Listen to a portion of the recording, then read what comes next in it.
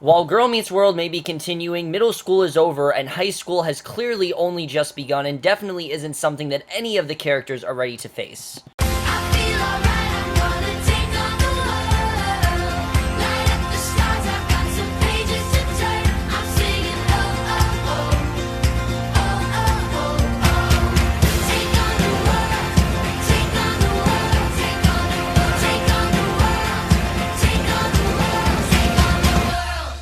Hey guys, come for the season premiere of Girl Meets World. Finally, we have the season premiere, season 3, episode 1, Girl Meets High School, part 1, and I was definitely really looking forward to this episode for many reasons. I mean, there has been so much talk about this season. They've been very low-key about it as well. Michael Jacobs has been very smart to not really release any footage or any clips. I mean, we got very minimal footage. The only footage we got was, of course, that scene where Lucas is telling Riley, I just can't be around you anymore. I didn't react to that because there really wasn't much to react to. I know you guys wanted me to, but I wanted to wait till this episode came out.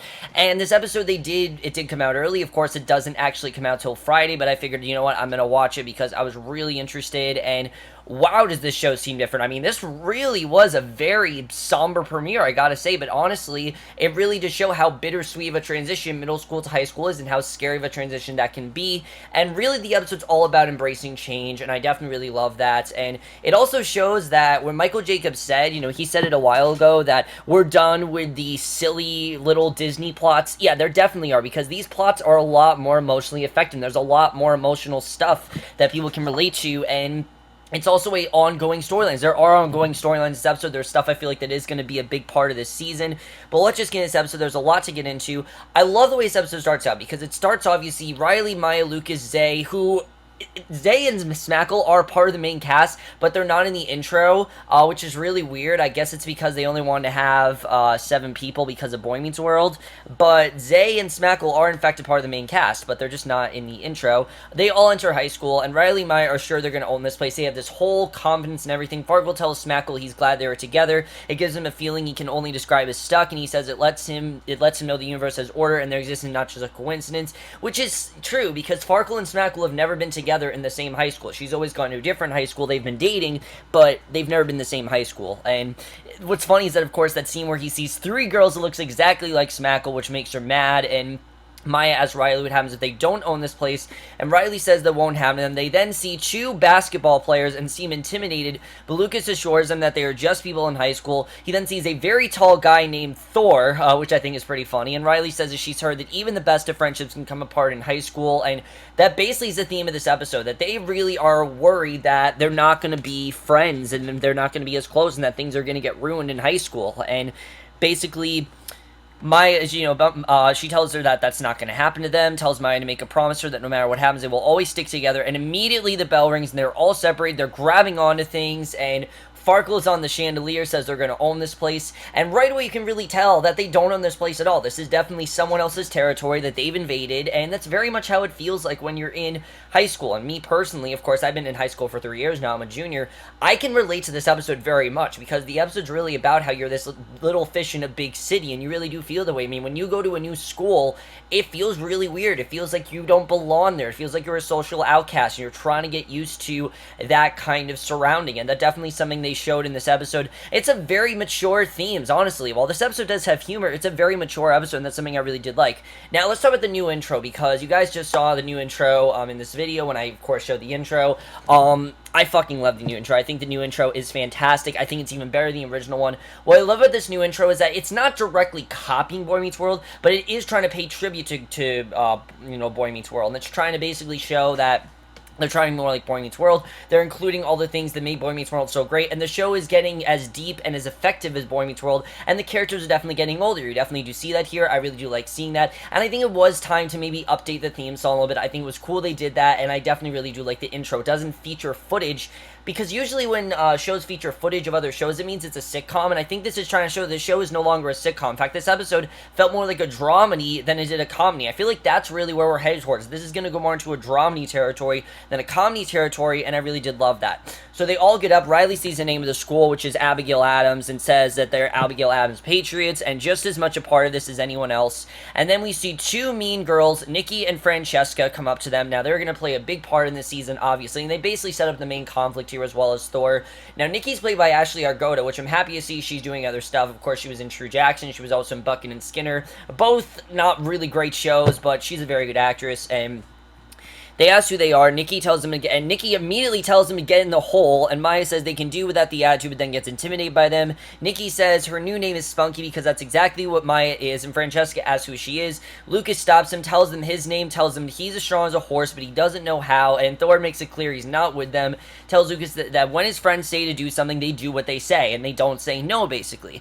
And Nikki says the hallway's for people who have earned it, and Lucas asks why they're doing this. Francesca asks if they want to hear the freshman song, which Riley is interested in, despite Maya telling her not to let them sing it. They sing it, then tell them that if they're a freshman, they go into the hole, and that's exactly what is happening. They go into this hole, and Zay's already down there, tells him it's not that bad, says he went there because he knew how this would go down, and Riley goes right down in the hole, and it really just shows how they're giving in to peer pressure. They don't really need to be doing this, but she goes into the hole because she has, we know has a reason for doing this. What I love is that eventually they do give the reason why she wants to do this, and they made it very clear why Riley wants to do this, that she is seeing something good out of this. And Maya says that they were kings. Nikki says that's over. They make Farkle come down. Lucas says they're not going to stay down there, that once they leave, they're just going to class. Francesca says that's what they want them to go to class, but spend free time in their hole because of what Maya says they're no longer kings. They walk anywhere. They walk anywhere they want, and they don't. And Lucas asks if it's because they say so, and Thor says it is. Francesca says that they'll know when to come out, and Nikki says that this is a service that they perform, and they don't have to thank them. Lucas says they won't. Thor says they will. Riley says that there's nothing. They wish them good day, and they wish them luck in high school. And basically, they're now trapped in this hole where a lot of the episode takes place. Lucas says he's sorry they're down there. Fargo says it's not his fault. Zay says he can't protect them, and he says he used to. And that's really what's sad here, is that Lucas can't really protect them in any way. Lucas is used to being the one to stick up for his friends, and here he can't really do that because he has no power against these people. They're older than him. He feels intimidated by them. He can't really take them down. You definitely see that here. So Augie's getting ready for school, and I'm like, oh, great. And Augie and Topanga plot to ruin this episode. But actually, it only makes this episode better because what Augie's going through, and Ava as well, is just as interesting and just as emotionally effective as what the core group is going through. We see he's getting ready for school, asks Topanga if there's a difference between first and second grade. Topanga tells him to stop growing up. Ava comes in, tells Topanga that her parents are fighting again, and right away we see this new change in Ava. Ava is no longer this bitchy, girlfriend of Augie that Topanga can't stand. If anything, she's much different now. She's actually a lot more, you can tell, affected by what's happening, and she's really maturing as well, which I definitely do like seeing, and it's a really different side of Ava that I'm glad they're doing, because we've heard this before, that her parents have fought and everything, but they really get more into in this episode. Ava gives Augie a contract to sign. Topanga reads it over, tells her he's not signing it because it says who gets what if their marriage doesn't work, and Augie asks what she gets, and Ava says everything. Augie asks what he gets, and Topanga says the boxes everything came in. Augie asks what she means by the contract, and she says she put the best 2 years of her life in this thing, and she does know where she's going to find someone else at her age, and Topanga realizes that this is not at all about Augie. This is definitely, there's more going on. She's been hearing things. Augie asks if there's a change, not mad at him, but it's something else going on in her life. She throws the paper at him because she doesn't want to admit it's true, and what I love about this episode is that the one problem I had with last year's finale, if you remember, is that Cory is following them directly to high school. It is not at all being treated in the Mr. Feeney situation. This is much different now because Cory really didn't want to, we realized, didn't really want to go to high school. And it's very interesting we see this here. Basically, he welcomes a class to world history, and the new girl, Marley, is really not impressed with him at all. Really not impressed by the way he teaches. Riley says to keep teaching about their lives. She'll come around. He talks about the Adams and how they always knew to stick together because every direction they turned was a brand new undiscovered country. Riley says she's an Abigail Adams patriot. Lucas asks how that is since they can't even walk in the hallways, and Riley says the seniors are more experienced than them and they're just trying to help, and Lucas says they're making fun of them and they're letting it happen and they don't even know their way around the school yet, and Riley asks if he just wants to throw himself in the place and just see what happens, and he says he does because that's what the normal thing to do is, and Marley says that she gets how Cory teaches her boyfriend and her get into a fight, referring to Riley and Lucas, which I like that she called them boyfriend and girlfriend, but you definitely tell that there's a situation going on here. The fact of what's going on with Lucas, Riley, Maya, it's not gone in this episode, it's definitely present, but it's not the main situation going on here. Other stuff takes precedence, and basically Especially when Riley tells Maya to fight just as much as her, and Maya asks why. She starts to do her, and Cory asks who misses middle school. It's kind of a funny scene, but it's sad as well just to see what's going on here. So we then go in the hole, and that is really when all the drama goes down, which is in this next scene, which I thought was fantastic, and really to show how much ballsier and also more emotionally powerful this show has really gotten. It's very clear what this hole represents, that it's not just a hole that they're trapped in because the seniors told them to go there. It's also the hole that is kind of turning their friendship apart. We see Farkle says that middle school is over, asks them if they can go home now. Smackle asks who wants a hug. Zay tells her to stop with that. Lucas says that it's not how he's going to live his life, his high school life. Riley asks if there's a good reason the seniors want him there. What if it's to teach them something? And Farkle says it's that she has too much faith in people. Riley says she has the right amount of faith, and she really doesn't think she's doing anything wrong. She feels the seniors had a purpose for doing this, and that they need to realize what that purpose is. And Lucas says he's going to look around, tells Zay to come with him, and Riley's surprised that they actually just left, and Farkle and Smackle leave too, leaving just Maya and Riley, who's realizing she's losing, tells everyone to follow her, and you can tell that Riley is still trying to be that leader she was in middle school, definitely. She's not really that leader anymore, though, you see. They see a sign of the Patriot, they sit down there, but then two cheerleaders tell them that they're in their spot. This is where they sit, they get up, and especially because this is like the bay window for Riley. You know, they always sit near the window. Riley asks if they sit in the window and talk about life, and they say that they sit there and they fix their hair, which I love the look on Riley's face, how much of an insult there is to her. I mean, it's hilarious. This episode is not without its comedy, which is something I will get into, is that definitely there is humor in this episode. It's not without it. And they see Lucas and they start flirting, and Lucas asks Riley and Maya what they want to be called. They both say girlfriend, and again, it shows the conflict they're going through. You know, it's not as present in this episode, but it definitely is still happening. And Zay introduces himself, says he's completely available, says that they're all adorable together, thanks them for being a distraction, and I love how Zay keeps saying, I'm available, I'm available. I mean, it just shows how funny of a character Zay is. I'm so glad they made him a main character, and they say that they're all adorable together, thank them for being a distraction, till the football team comes back. Zay says he's trying out, and they say good luck to that. The team comes back, Lucas sees how tall and adult they are, and how not young they are, and Farkle and Smackle run back intimidated by the scientists. Thor asks if they think they're ready for the big time. Lucas says maybe not just yet, and basically you can really just tell how affected they all are, you know, how much this is all affecting them, that they really didn't realize how not ready for this they really are. They really do feel trapped here, they don't feel like they belong there, and that's something you definitely do see throughout this entire episode.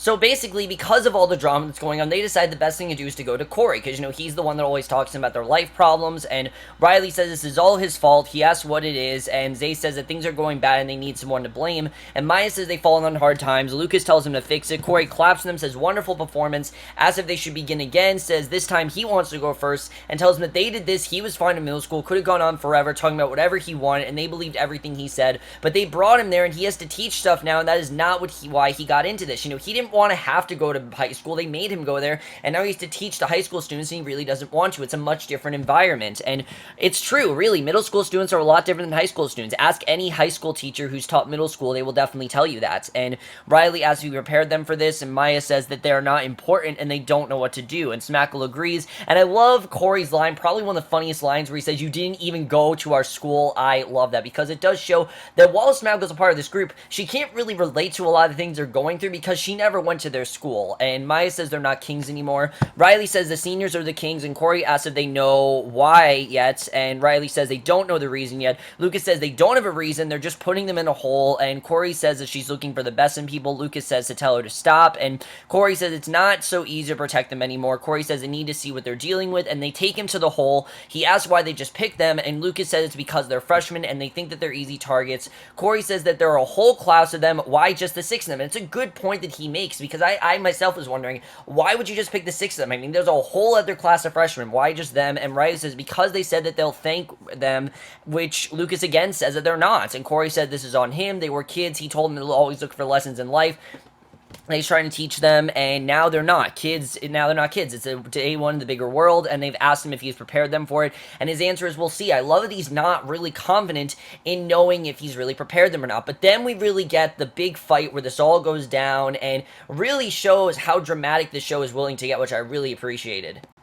Now, like I said before, they released a teaser back when they showed this whole situation with Lucas and Riley and their whole fight going down. But I was going to say, oh, it's probably not as big as a deal as we think. Disney Channel likes to tease things to us. But this really is a big deal. And it really is their first serious fight, something that Riley's not used to. She's used to little fights, but this is actually a very big, ferocious fight they get into. And I really appreciate this. We see Riley saying it's not just a hole. Lucas asks what it is then. Riley says he doesn't have to get angry. And he says he is. This is not how he wants to start high school. He wants to be able to walk anywhere where he wants and try out for the football team. And she says straight out that he's going to get killed by the football team. And Lucas asks if she really means that. He asks if she'll put her faith in some random seniors she just met, but she has no faith in him. She says she doesn't think they're random, and she doesn't think anything that happens to them is random. She still feels there's a reason that they're down there. And it really just shows how positive Riley tries to be. But that positivity is really degrading in high school. I mean, they really don't want that. A lot of people that are too positive, you got to step away from them a little bit, because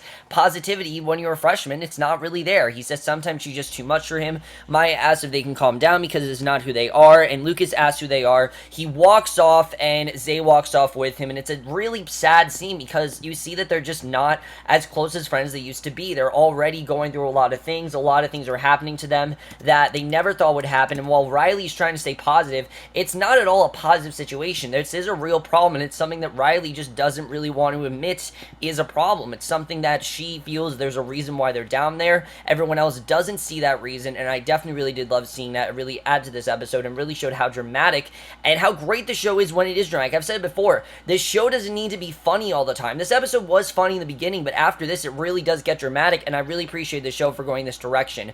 Because again, the episode starts off with them really confident and then brings them to this, really makes it feel like it came full circle. I definitely really love it, especially because we know there's a part 2. You know this is only going to get worse, and I definitely really did love that.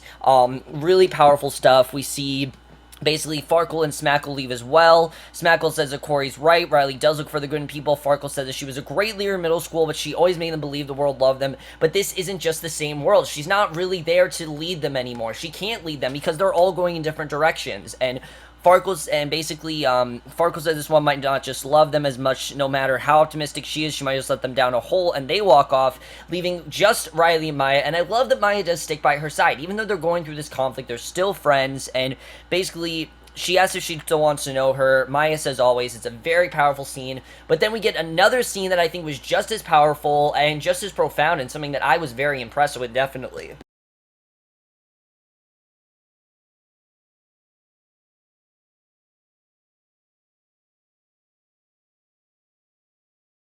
Like I said, usually when episodes have a Topanga and Auggie plot, I'm like, alright, this is going to be really pointless, I'm not going to enjoy it, because those plots are usually really dumb. Usually it involves Ava controlling Auggie, or Topanga hating Ava, or something like that, but this episode doesn't go like that at all. In fact, this episode is probably Ava's most mature yet, and I really love that. The actress that plays Ava, I really thought she did a great job of this, because this is a very realistic situation. She goes to Cory and Topanga, asks if she can move in with them. It's only fair because they'll move in with her.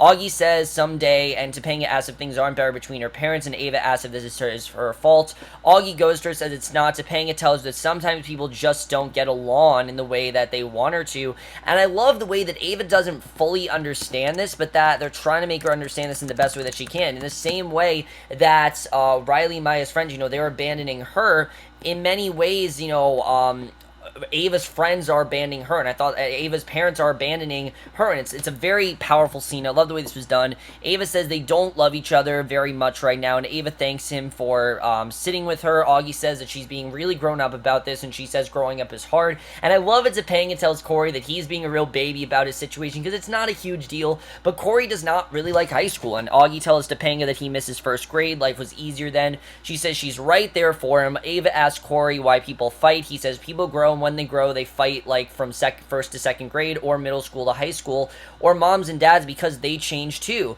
And Ava asks what she does, and he says to hope for the best in people. He teaches that to everyone he cares, but even when it seems like she's standing in a hole, and she says he's a good teacher, he says Marley doesn't think so, and I'm sure we're going to see more of Marley. I hope we do, because I already really do like the situation going on there, because we've never really had someone outright dislike Cory as a teacher, and Marley does, and I think that's going to be kind of funny to see what happens between Marley and Cory, if he eventually gets into Marley's good graces, if she eventually does like him as a teacher, I don't really know. I think it's gonna be kind of funny to see, and I'm looking forward to seeing how that turns out, because again, it's something we haven't dealt with before, and that's something I really do like, is everything we're going through, a lot of stuff we haven't dealt with. And Topanga asks Cory if he's going back in tomorrow. He says he's gonna hope for the best, and she says to keep doing what he's doing. She's always been sure, except for more than 4 times, and I definitely really did love that.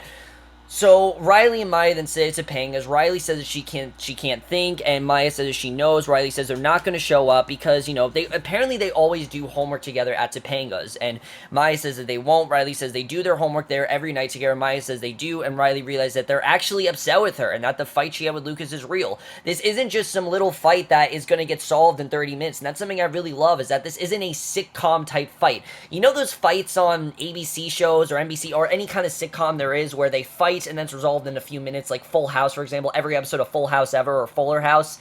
Things don't get resolved quickly in real life, though, and that's something I've always loved about Boy Meets World, and that's something I like that Girl Meets World is doing. This is not going to get resolved within a couple minutes. There's going to be a lot more damage, there's going to be a lot more going on, and it's not going to get solved as quickly as they wanted to, and it's something that Riley really doesn't want to have to, realize, but I think she definitely is realizing here that this is not going to get solved as easily. This definitely is going to cause a lot more damage than she wants it to, and I really do like the way that that's going on. I think it's very interesting. She talks about how it's the first day of high school and they already have problems. Riley says that friendships can come apart in high school. She just never thought it would happen to them. And yeah, remember Riley said, this is never going to happen to us. She asked how stupid she was to trust people she doesn't even know. And Nikki says she wasn't too. We realize that Thor, Nikki, and Francesca are there. But we realize in this scene they're not really bad people. They actually do want to teach them a lesson. I like seeing that. Riley asks why they do this to them. Their friends left, and Francesca says that's what happens when people leave. Maya asks if they're following them now, and Thor says no, they're following them. They are in there all the time. This is their spot. And Nikki says they never noticed because they were in their own little world all the time. They were in middle school. They didn't really care about high school as much, and now they've realized it, and now they want to grow up and join theirs. They have to stop and look around more. Francesca says that's why they put them down there, and that tells them not to jump so fast, and that really is true. When you're a freshman, you want to hang out with the older kids because they're the ones that are more experienced. They always say, use the buddy system in high school. Honestly, no, you should try to make a friend that's closer to your age. Yes, it's good to make friends that are upperclassmen. I have many friends that are seniors and things like that, and then I know freshmen as well. There are a lot of people, there are a lot of different groups, and you should just try to fit in with people who you fit in best with. Don't try to be something you're not. I definitely love this scene. Basically, Maya says it's not okay. She doesn't believe in them, but she does believe in Riley. Even though they're saying that they're good people, Maya doesn't really see it that way, but she does in fact believe in Riley. She thanks them for coming. She says she hopes they find another project. They leave, and Farkle comes in, says he spoke to everyone, knows that they were all supposed to be there, but they're all just a little upset at her, and she says that this is how a real fight begins, and he says he thinks that they're actually in one now. She says that they're not the ones who made high school harder than they thought. He says that they're not the ones who believe in complete strangers, and Riley finally admits, I think, the reason why she wanted to be in that hole. She says that she believes in people. He knows that. She says that this shouldn't teach her not to. She says to tell them that it doesn't matter if he thinks staying in a hole is stupid. What matters is them, that they don't leave, and she's going to go back in the hole tomorrow, and she doesn't know what she's going to learn because she thinks she's going to come out knowing more than she does now, because Riley really feels if she goes in that hole, she'll come out with a new hope, with a whole new perspective, and it's something that she really doesn't want to realize that it's not a bad thing. And she says she hopes she's making the right choice and that her friends will be right by her, and she's not going to regret going in that hole. She's going to continue to go in there even if no one shows up. And we see the next day they're in the hole. Riley's convinced the rest will come. They'll be there. They see Lucas and Zay walk by them, as well as Farkle and Smackle. And that's basically, they're all isolated. They're eventually going to get back together because, again, this is just the first part. Eventually something's going to happen in part 2. But I do like that this has affected them in a big way, that their friends have left them, and that it seems like things are really dire, and that it seems like the only people that stuck by each other are Miley, I always say that, this is not Hannah Montana, Maya and Riley. They're the only two that stuck by each other, and then, Lucas and Zay, they stuck by each other, and Farkle and Smackle. Those two are the only ones. They're not as a group. I'm sure they'll get back together at some point, but right now they're really separated. You definitely see that. And then we get to what I think is probably one of the most devastating endings Girl Meets World has ever done. They've ended on sour notes, but never like this. Yes, this episode is a two-parter, and yes, we've had two-parters before, but look at Girl Meets Texas. That didn't end on a sour note, it ended kind of on a hopeful note. This does not. This ends actually on a very sour note, and I appreciate the show for doing that. I appreciate the show for actually going in a darker direction, because we see right away Ava tells everyone that her dad left, and that there is no hope now, because Topanga says she's sorry, she's speaking with her mom. Ava says it's so hard now. Auggie says he'll help her, and I love how this little relationship that seems so silly at first is actually being treated like a realistic relationship. You can tell Auggie really does care about Ava. This is no longer just Ava controlling Auggie and her wanting things out of him. He's actually helping her in this situation. He's actually doing things for her, and that's something I absolutely loved, is that in this situation, when things are really bad, he's actually sticking by her. It shows that he does in fact care about her, and I really did love seeing that. Amazing stuff there.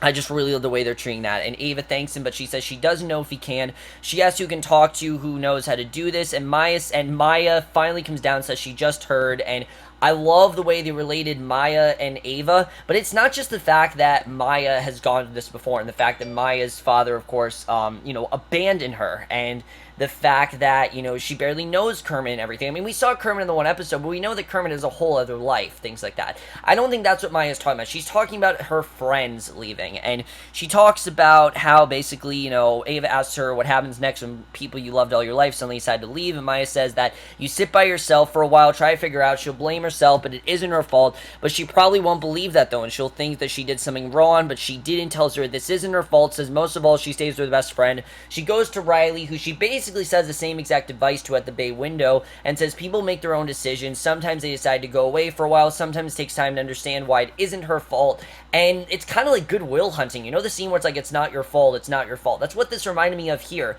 The way that Maya was kind of counseling Riley and telling her this isn't your fault. Again, it feels very mature. It doesn't feel like the first two scenes of Girl Meets World, and I definitely really did love this mature direction the show is headed. It's a perfect, very sad way in the episode, but definitely shows that things are not as simple as it used to be, and really just show how different this show is going to become from the rest of what we thought this show really was. So overall, guys, amazing premiere. Honestly, I was so impressed by this premiere. I thought this was amazing stuff. Really heavy, dramatic territory, but really great stuff overall. I mean, there's a lot of really heavy stuff, and especially for a Disney Channel episode, I mean, younger kids, they're probably going to cry watching this episode. They're probably going, but they are going to take away learning something, and that's something I love about Girl Meets World, is that Boy Meets World always taught you something. Girl Meets World is doing the same exact thing. It's teaching you things. It's teaching you about high school. I mean, not all this happens in high school, but yeah, friends don't remain friends in high school. Things happen. I mean, people get more mature. People get, especially like, when sex and things like that comes into it, which I did hear Michael Jacobs say they might eventually dive into, but what people are thinking is that they are going to move the show to freeform, which honestly I think they should do in the later seasons, is move the show to freeform. But I'm loving this so far. I love that we are in this more dramatic direction. I love the way that is. I mean, it's heavy stuff, definitely, but for a Girl Meets World episode especially, this isn't just this little show anymore. Before, a lot of people say this show is very childish and that's for kids, and I really feel that now they're trying to appeal to a new demographic. I think Michael Jacobs really does want to tell a realistic story about high school and show what someone could really go through if they were in high school and if they were going through the same situation that Riley and Maya were going through. And I really do love that. I like that they've all split up. I like that they aren't really talking to each other right now, because that's very realistic. That is what would happen if someone was in this situation. And again, it's sad to see, but that's exactly what would happen, and I definitely really did love that. But let's talk about the whole Maya, Lucas, and Riley situation, because it's not a huge situation right now, but it is a big part of this. I mean, the fact that they're not talking to each other, the fact that everything's really gone wrong here, I mean, it is eventually going to become a problem. It's not a problem yet, but I do think as the show goes on, and as the season goes on, it is going to become a problem.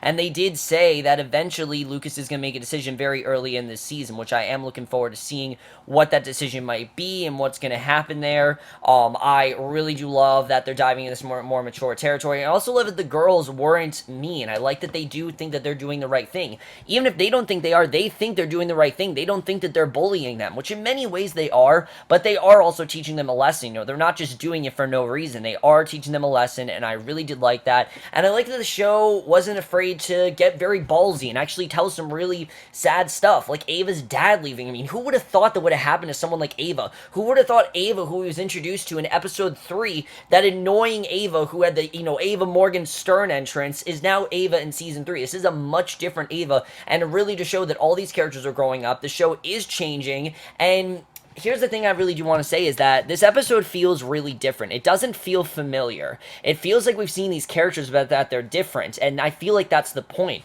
The show is just as familiar as the setting is for our characters. It's supposed to feel different. It's supposed to feel strange, because it's a new, interesting direction. I really love it. I love everything about it, and I can't wait to see the rest of the way the season goes. Unfortunately, I have to wait till next Sunday for part 2, which really sucks, because I don't want to, but whatever, you know, we'll see what happens on that episode. I can't wait to see what happens on part 2. Whatever, guys, you guys saw this episode, absolutely loved everything about this episode. I can't wait for this season. I think it's going to be the strongest season of the show so far. Every season has felt, you know, a little bit different, and this by far feels the most different by the bunch. It kind of feels like a soft reboot in many ways. But overall, let me know what you guys saw this episode. Love to hear your thoughts on it, and we'll see you guys next week, which will be for tonight's episode of Outlander. I'm sorry I didn't get to review it at the normal time. I wanted to watch Girl Meets World, then I wanted to watch Outlander, and I will see you guys for that. Okay, bye.